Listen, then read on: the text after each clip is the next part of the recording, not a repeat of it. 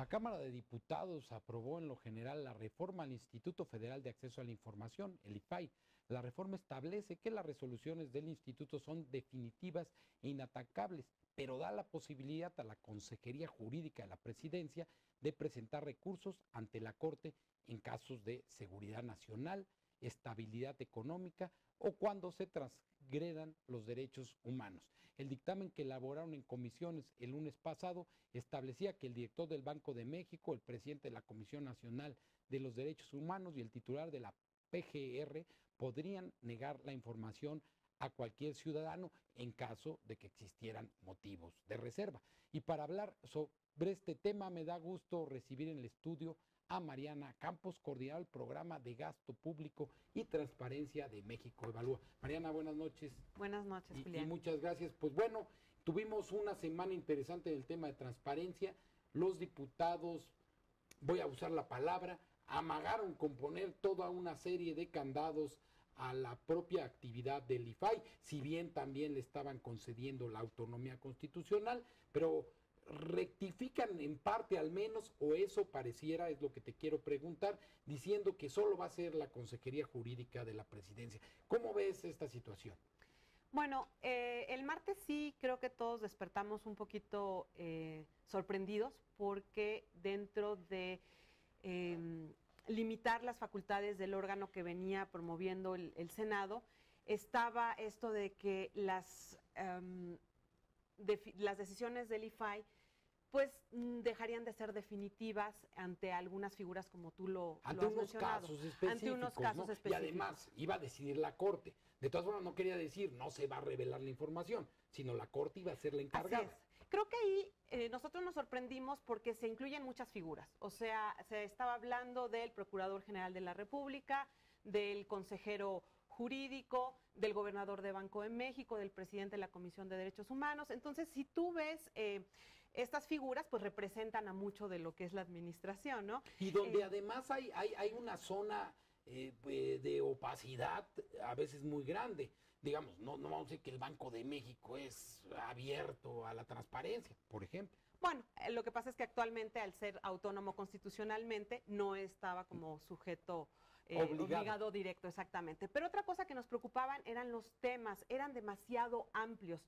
En los temas que se estaban proponiendo, como se mencionó ahorita, era seguridad nacional, pero bueno, déjame te digo que en el dictamen de las comisiones no quedó las dos palabras seguridad nacional, sino solo quedó la palabra seguridad el martes, entonces imagínate, se ampliaba muchísimo. Se iba a corregir en el Senado, pero imagínate, nunca sabes. Ya no íbamos a saber nada del tema de seguridad. Así es. Bueno, y estaba también el tema de posibles transgresiones a los derechos humanos y el tema de la seguridad económica, digamos, que no se vulnerara con brindar información pública, el equilibrio económico o la estabilidad financiera del país. Entonces, ahí pues quedaban muy abiertos los temas, muchas figuras, y entonces nosotros sí consideramos que había como un riesgo de que se pudiera incluir muchísima información y de que realmente se estuviera mermando el ejercicio del derecho a la información.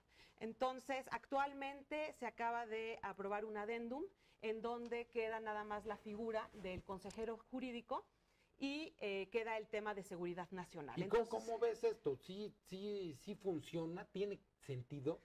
Mira, yo creo que tiene mucho sentido que haya alguna información reservada. Me imagino casos muy extraordinarios como en temas de seguridad nacional, como si vas a tener una posible invasión en tu territorio. Pero ya está en la ley, ¿no? O sea, muchas de las reservas de la información tienen que ver con la seguridad nacional. Así es. Yo creo que incluso en la propia Constitución, en el artículo 6, ya se incluía la posibilidad de reservar temporalmente información que pudiera vulnerar el interés público. Entonces, vamos, sí parece un poco redundante desde ese punto de vista. Nosotros consideramos que la figura del consejero jurídico nos parece un poquito extraña. O sea, ¿por qué no? O sea, si se estaba proponiendo al gobernador de Banco de México, no se propone al presidente de la República en lugar del consejero jurídico, ¿no? Creo que ahí podría haber más posibilidad de que no se filtren temas que no debieran ser reservados, ¿no? Yo creo que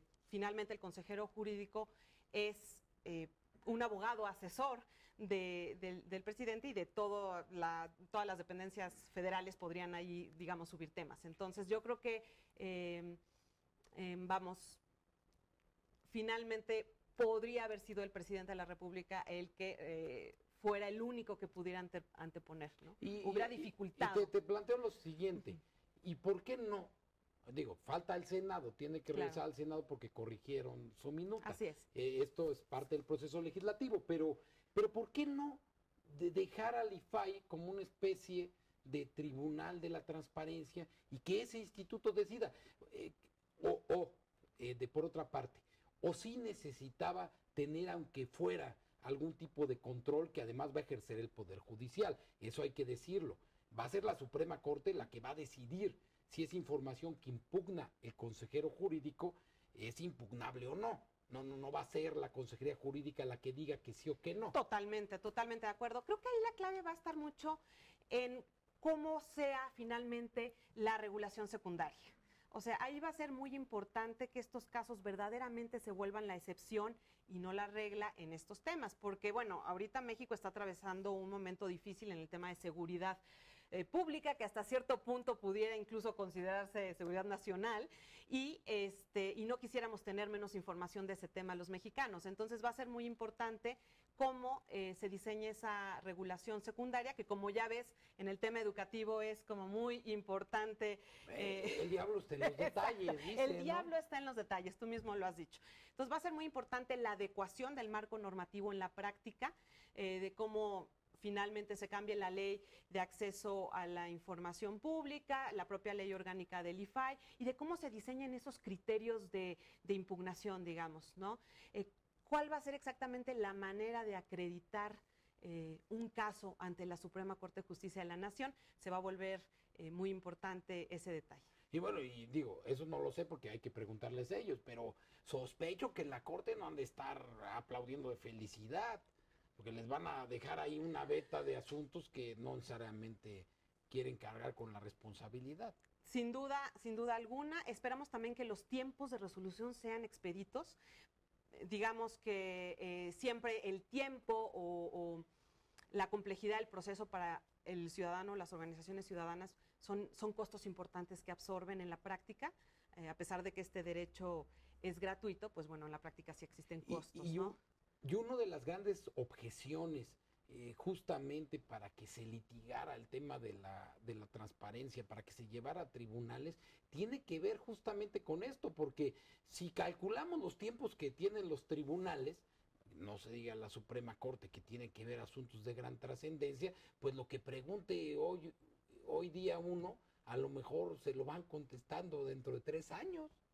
Así es, y no olvidemos que finalmente el acceso a la información pública ha fungido como un mecanismo hasta cierto punto muy efectivo en el control de la corrupción. Entonces es, digamos, un control ciudadano el que hay, y ha ayudado en casos de corrupción, se ha obtenido información. Entonces yo creo que no debemos bloquear esa vía. Vemos más bien que ha servido, y no hemos visto tampoco casos de ciudadanos que estén atentando contra la seguridad nacional todavía. Entonces, me parece que la simetría de información que existe, la diferencia en la información que tiene un ciudadano con un ente público sobre su operación y sobre la información que tienen, sigue siendo grande. Claro. No sabemos exactamente a veces qué información existe que podamos pedir. Entonces, esa simetría de información sigue existiendo, es natural a la relación que existe entre el ciudadano y el gobernado. Entonces, a pesar de estos cambios, bueno, en la práctica seguimos teniendo esa simetría. Mariana, gracias por esta conversación. ¿De qué?